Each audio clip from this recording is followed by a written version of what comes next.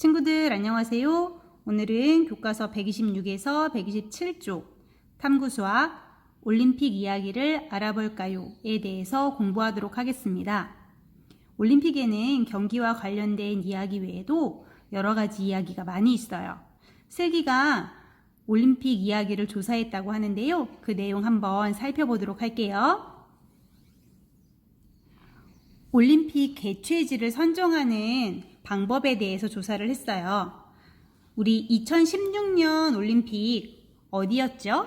네, 브라질의 리우데자네이루였어요. 그리고 2020년에는 일본의 도쿄에서 열릴 예정이었는데요.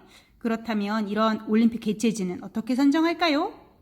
네, 국제올림픽위원회 위원들이 투표를 해서 결정을 해요. 그런데 절반이 넘는 표를 얻은 도시가 있으면 한 번에 개최지로 선정이 되지만 만약 절반이 넘는 표를 얻은 도시가 없으면 가장 적은 표를 얻은 도시를 제외하고 다시 투표를 하게 된대요. 그래서 1차 선정을 할 때요. 1차 투표를 했는데 일단 리우데자네이루, 마드리드, 도쿄, 시카고 이렇게 4도시를 가지고 투표를 했고요. 보시면 리우데자네이루는 20에서 34이고요. 마드리드도 20에서 34인데 보시면 마드리드가 조금 더 높았어요.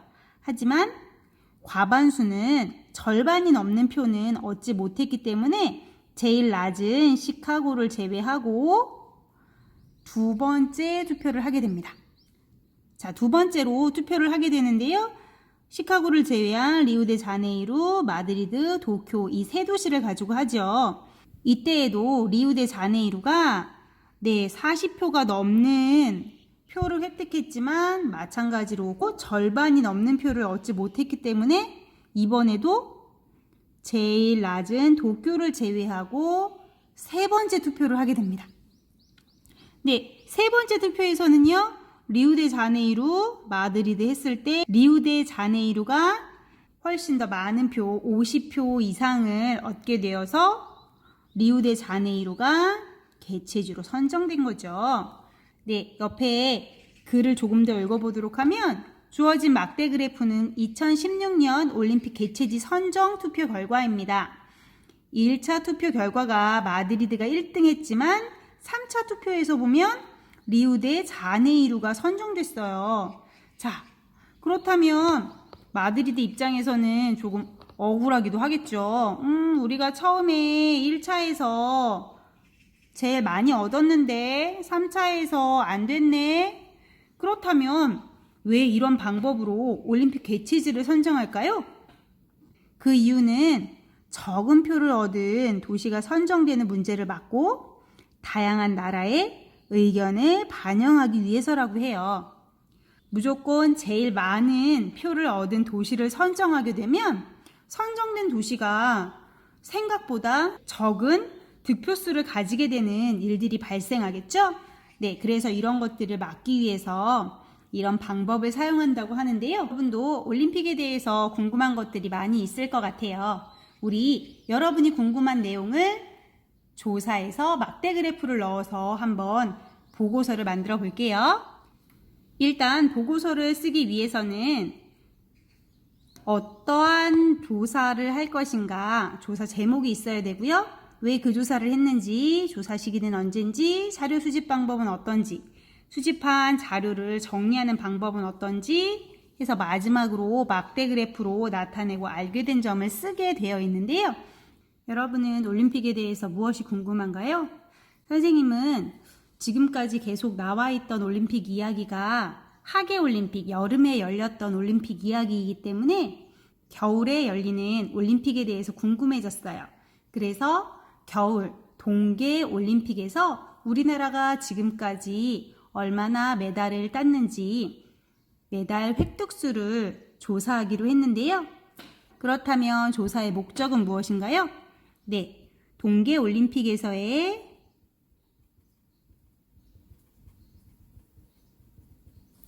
우리나라 획득 메달 수가 궁금한 거죠? 그러면 조사 시기는 2000 땡땡년 땡월 땡일이라고 오늘 날짜를 써주시면 돼요. 그리고 선생님은 자료 수집 방법으로 인터넷을 활용했고요. 조사한 자료를 정리하는 방법은 선생님은 막대 그래프를 이용해서 정리할 거예요. 선생님은 올림픽 정보를 얻기 위해서 인터넷 창을 켰고요. 인터넷 창에 국제 스포츠 정보센터라고 쳐볼 거예요. 국제 스포츠 정보센터 이렇게 나오죠. 그러면 여기에 들어가서요. 우리나라 국제 스포츠와 관련된 정보들이 모여 있는 곳인데요. 그러면 선생님 여기 국제 스포츠 정보를 눌러볼게요. 그러면 국제 종합 경기들이 나오죠. 네, 국제 종합 경기는 크게 4가지가 있는데요. 이 중에서 우리는 올림픽이니까 올림픽, 그 중에서도 동계올림픽 클릭했고요. 네, 23회 평창 동계올림픽 대회에서 우리나라는 모두 17개의 메달을 차지했네요. 그렇다면 22회 동계올림픽에서는 네, 8개의 메달을 차지했어요. 그리고 21회에서는 14개를 차지했네요. 20회에서는 11개를 차지했죠? 19회 보겠습니다. 19회에서도 4개를 차지했고요. 18회에서는 6개를 차지했네요. 17회에서는 마찬가지로 6개를 차지했고요. 16회 보겠습니다. 16회에서는 4개의 메달을 받았군요. 15회 볼까요? 네, 15회에는 메달을 하나도 받지 못했어요. 우리나라가 16회부터 동계올림픽에서 메달을 받기 시작했고요. 15회부터 그 전에는 메달을 받지 못했대요. 그래서 선생님은 16회에서부터 동계올림픽 메달 수를 정리해 보도록 할게요. 자, 그러면 막대 그래프로 한번 나타내 볼게요. 우리 16회 알베르빌 올림픽 대회부터 23회 평창 올림픽 대회이기 때문에 16, 17, 18, 19, 20, 21, 22, 23 모두 가로는 8칸이 필요해요. 그런데 여기는 하나, 둘, 셋, 넷, 다섯, 여섯, 7칸이죠. 그러면 선생님은 고민이 생기죠. 8개 중에서 하나를 빼서 7개를 할 것인가? 아니면 8개를 다 할 것인가?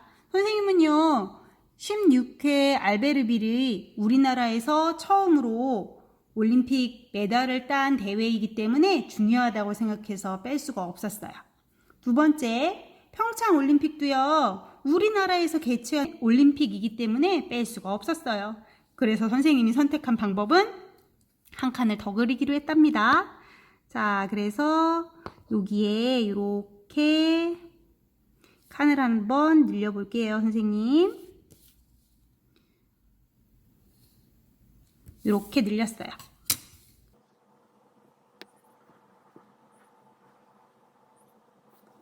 네, 이렇게 됐고요. 그러면 지금부터 자료를 한번 정리해 볼게요. 우리 16회부터 오른쪽으로 갈수록 점점 커지는 숫자로 하는 게 자료를 정리하기에 보기가 더 좋을 건데요. 그래서 선생님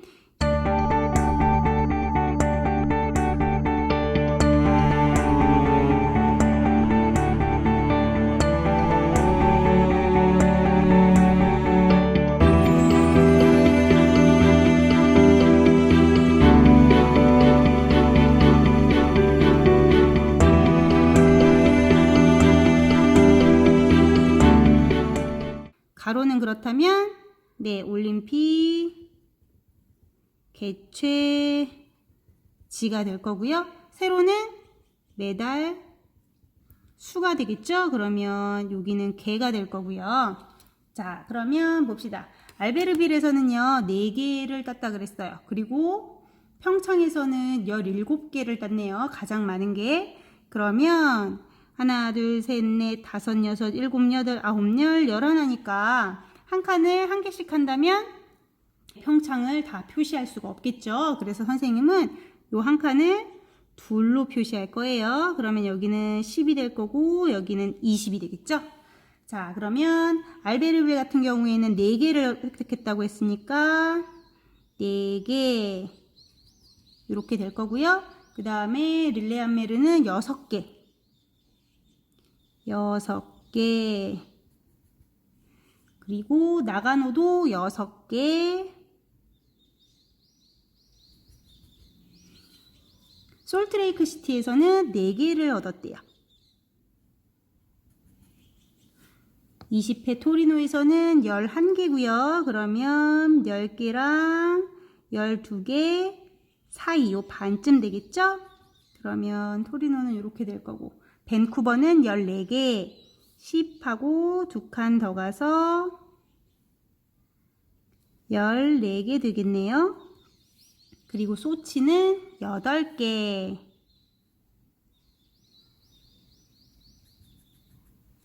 그리고 마지막 평창에서는 17개예요. 그러면 10, 12, 14, 16 하고 반 되겠죠? 그러면 이렇게 표현할 수 있겠네요. 그리고 이 막대 그래프의 제목은 뭐라고 할 수 있을까요? 네, 동계올림픽에서 우리나라가 획득한 메달 수가 되겠죠? 그러면 이 전체 보고서의 제목도 마찬가지로 동계올림픽에서 우리나라가 획득한 메달 수가 될 거예요. 자, 그러면 요 보고서를 보면서 선생님이랑 새롭게 알게 된 내용 한번 정리해 볼까요? 우리나라는 처음에는 올림픽에서 메달을 별로 따지 못했지만 점점점 메달의 수가 늘어나고 있구나. 근데 수치에서 잠깐 줄어들긴 했지만 메달의 수가 점점 늘어나고 있는 거 볼 수 있죠? 그리고 평창 올림픽에서 가장 많은 메달을 획득했었고요. 그리고 메달을 획득한 이후에 16회부터는 가장 적은 메달을 차지했던 것은 알베르빌과 솔트레이크 시티였구나. 그리고 가장 적다고 하더라도 4개나 되었구나. 뭐 이런 것들 여러 가지 찾을 수 있을 거예요. 오늘 선생님과 올림픽에 대한 이야기들 여러 가지 해봤는데요. 선생님이 조사한 것은 이것이지만 여러분은 더 재미있는 많은 올림픽 이야기들을 찾아내서 자료를 정리했을 거라고 믿어요.